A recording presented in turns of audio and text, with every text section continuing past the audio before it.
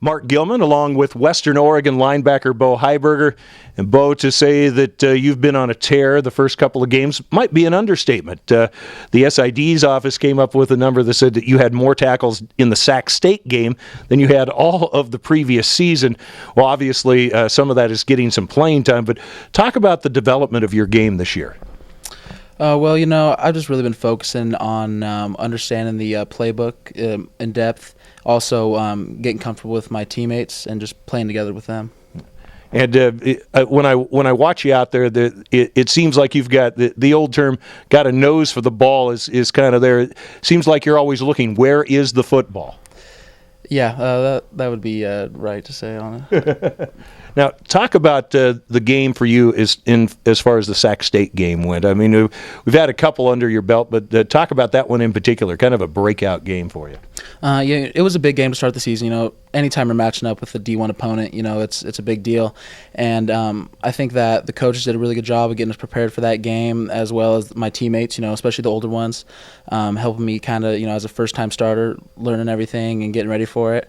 And just really try to take a mature approach to the game and just focus on that. So, what is your philosophy out there on the field? I know that sounds a little zen, I suppose, but when you line up out there, what kind of things do you check off in your mind?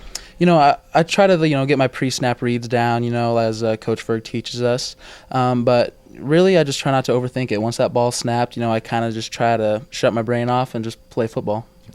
Now, you're part of a pretty good linebacking core. I know that some of you are pretty young. That includes you a little bit, but Tyler Johnson brought some experience. Describe the linebacking core in your mind. Well, we're a tight-knit crew for sure. We get along well. We play hard together. We push each other.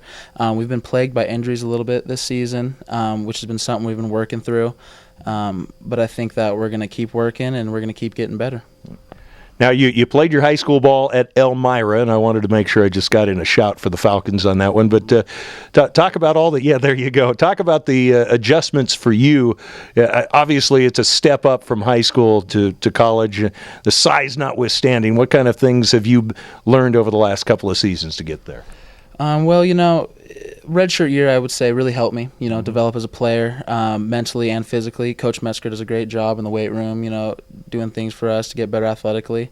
But really just taking time to understand the game more in depth and all the little intricacies of it, I would say. Yeah.